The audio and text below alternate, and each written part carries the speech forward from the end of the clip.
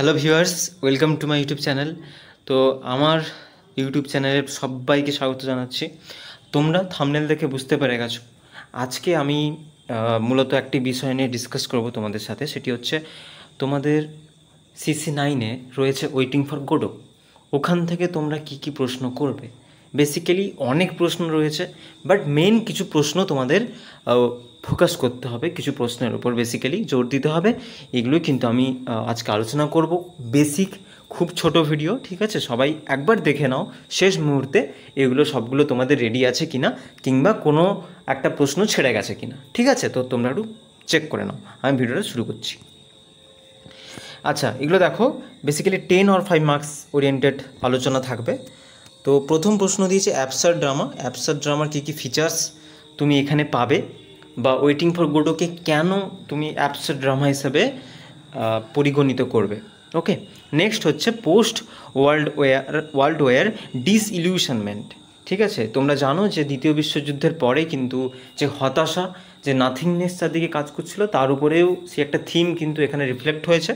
তো সেটা কিভাবে থ্রু আউট দ্য ড্রামা আমরা দেখতে পাই। ঠিক আছে, এটা কিন্তু সিকোয়েন্স অনুযায়ী ইম্পর্ট্যান্ট। অ্যাবসার্ড ড্রামা যদি 4টে স্টার হয়, এটা কিন্তু হবে 3 স্টার। ওকে, এইভাবে তোমরা একটু দেখে নিও জিনিসগুলো। নেক্সট লাকি পুজো এপিসোড, খুব ইম্পর্টেন্ট প্রশ্ন একটা। এটা তোমরা হয় 2, 5 নাহলে 10 পাবেই, মানে এটা থাকবেই। এটা কোনো না কোনোভাবে ডাইরেক্টলি না থাকলেও ইনডাইরেক্টলি এই প্রশ্নটা আসবে। নেক্সট ট্র্যাজিক কমেডি, কীভাবে ট্র্যাজিক এলিমেন্ট আর যে কমেডি একসাথে দুটো মিলে ট্র্যাজিক কমেডি কীভাবে হয়েছে, এটা একটা ইম্পর্ট্যান্ট প্রশ্ন। ঠিক আছে, নেক্সট সিম্বল তো খুব ইম্পর্ট্যান্ট। আর একটা প্রশ্ন রয়েছে খ্রিশ্চিয়ান এলিমেন্ট, রিলিজিয়াস আর এক্সিস্টেন্সিয়ালিজম। এই 3টে প্রশ্নের উত্তরই একই। তো খ্রিশ্চিয়ান এলিমেন্ট, বা যদি বলে ওয়েটিং ফর গোডোকে রিলিজিয়াস দিক থেকে ডিসকাস করতে, তাহলে যেটা হবে এক্সিস্টেন্সিয়ালিজম যেটা হবে, সেটারই কিন্তু আনসার। তোমরা জানো যা পল সার্ত্রের যে একটা থিওরি বলতে পারো, তার মূলত সেটাকেই যে এক্সিস্ট করবে মানুষ, আমাদের এক্সিস্টেন্স কী, ঠিক আছে, আদতেও আমরা এক্সিস্ট করি কি না, বা আমাদের বেঁচে থাকায় কারো মানে কিছু যায় আসে না, আদতেও নয়। তুমি এক্ষুনি ভাবো যে আমি থাকলে কারো কী হবে, না থাকলেও কী হবে, এই যে ব্যাপারটা, এটাকেই বলে কিন্তু এক্সিস্টেন্সিয়ালিজম। এটা কিন্তু যা পল সার্ত্রের এনার সাথে জড়িত আছেন। বেসিক্যালি তোমরা ডিটেলস এটা পড়লে জানতে পারবে। তো তোমরা এগুলো কিন্তু 10 মার্কস ওরিয়েন্টেড আলোচনা, 10 মার্কস। তো এগুলো কিন্তু সবাই মোটামুটি তৈরি করো, ঠিক আছে? কারণ কি দেবে বলা যায় না, বাট এগুলো খুব ইম্পর্টেন্ট প্রশ্ন, এগুলো কোনোভাবে ছাড়া যাবে না। নেক্সট হচ্ছে সিম্বল। আমি তো এখানে উপরে দিয়েছি একটা সিম্বল, দেখতে পাচ্ছ সিম্বল, বাট এটা কি? এই সিম্বলটা হচ্ছে পার্টিকুলার তোমাদের মানে কি বলবো, এক একটা করে দিতে পারে। ধরো বললো হুইচ গোডো, এর সিগনিফিকেন্স কী, তাহলে গোডোর সিম্বল লিখতে হবে। ধরো 2 মার্কস দিয়ে দিলো, 5 মার্কস দিয়ে দিলো, এভাবে করতে হবে। নেক্সট হচ্ছে ম্যান্ড্রেক। যদি এই গাছটা তোমরা জানো আছে এখানে, যদি বলে এ কী সিম্বলাইজ করছে, 2 মার্কসে দিয়ে দিল। মানে বলতে চাইছি সিম্বলটা কিন্তু ভেঙে দিলেও দিতে পারে, ঠিক আছে? 10 মার্কসে এলে তো খুব ভালো, বাট 10 মার্কসে যদি না দেয়, এটাকে ভেঙে 2 মার্কসে দিলেও দিতে পারে। Next song about the dog. Song about the ডগের যে সিম্বল, এটা কেমন ছিল, তোমাদের এটা করতে হবে। নেক্সট বোন, তোমরা জানো হাড়, ঠিক আছে? বোন, এটা কিনা লাকি পেয়েছিল, তাই তো? তো ওর সিম্বল কী ছিল?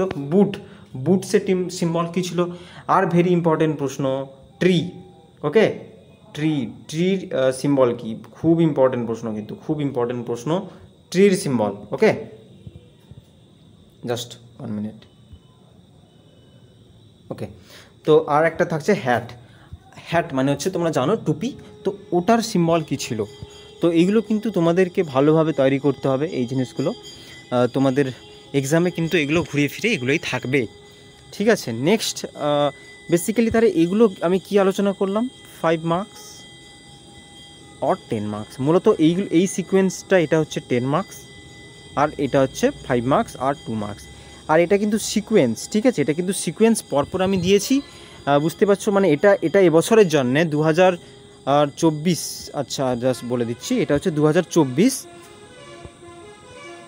2024-এর যে তোমাদের এক্সাম হবে, ওর সিকোয়েন্স এটা খুব ইম্পর্টেন্ট। এটা সেকেন্ড ইম্পর্টেন্ট, এটা থার্ড, ঠিক আছে, এটা এটা ট্র্যাজি কমেডি আগের বছর যদি এসেছিলো বাদ দিয়ে দাও, আগের বছর যদি এসে থাকে আসবে না, যে 2 মার্কসের জন্য পড়ে রাখো। ওকে, আর সিম্বল ইম্পর্টেন্ট, ক্রিশ্চিয়ান এলিমেন্ট এটা কিন্তু খুব ইম্পর্টেন্ট, এগুলো কিন্তু সিকোয়েন্স অনুযায়ী দেওয়া আছে, তোমরা করে নিও, দেখে যেও অন্তত। আর এগুলো ফ্ল্যাট প্রশ্ন, এখান থেকে কিন্তু সামারি লিখলে আনসার হবে না। যদি প্রশ্ন দেয় যে ধরো ট্র্যাজি কমেডি কী, তাহলে তুমি যদি ওখানে সামারি লিখে দিয়ে আসো, এখানে এটা কি এটা কোনো আনসার হবে? কোনো আনসারই হবে না ওর, তাই না? তাই বি কেয়ারফুল, যেটা চাইবে সেটাই আনসার লিখতে হবে, দিলে কিন্তু তোমার নাম্বারটা ভালো ক্যারি হবে।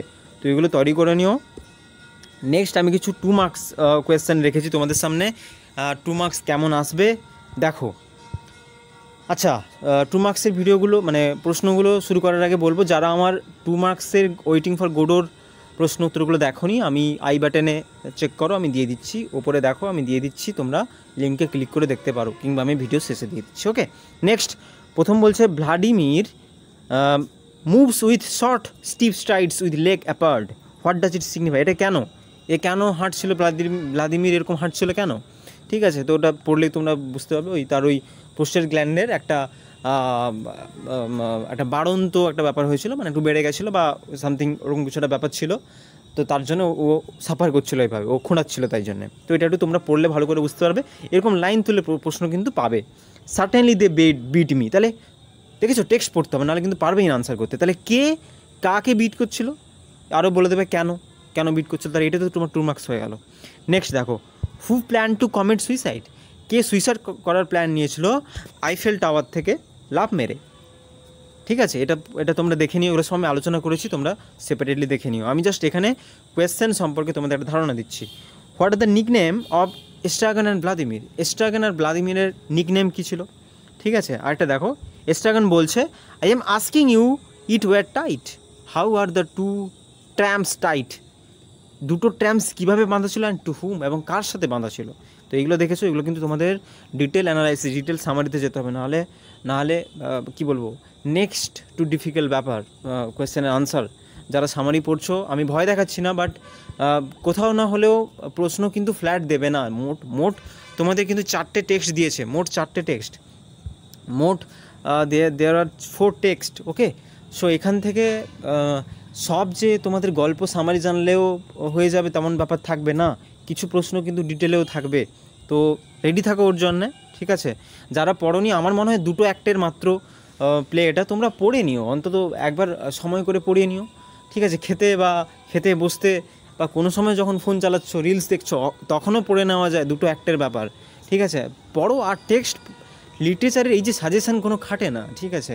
এক সময় আমি ভাবি যে আদৌ এগুলো ঠিক করছি কি না, সাজেশানটা প্রোভাইড করছি মানে ঠিক করছি কি না। অ্যাকচুয়ালি সাজেস্টিভ জিনিস লিটারেচারে মানে এটা একটা ভ্যানতাড়া ব্যাপার। ঠিক আছে, লিটারেচারের রস হচ্ছে টেক্সট পড়ো, পরীক্ষা দিতে চাও, কোনো রকম কোয়ারিজ থাকবে না। তুমি ভাবো আমি একটাও সাজেশান দেখবো না, আমি টেক্সট পড়বো, আমার পুরো টেক্সটের সম্পর্কে আইডিয়া থাকবে, এক্সাম দিতে যাব, আমার নিজের উপর এবিলিটি তৈরি হবে যখন আমি টেক্সট পড়বো।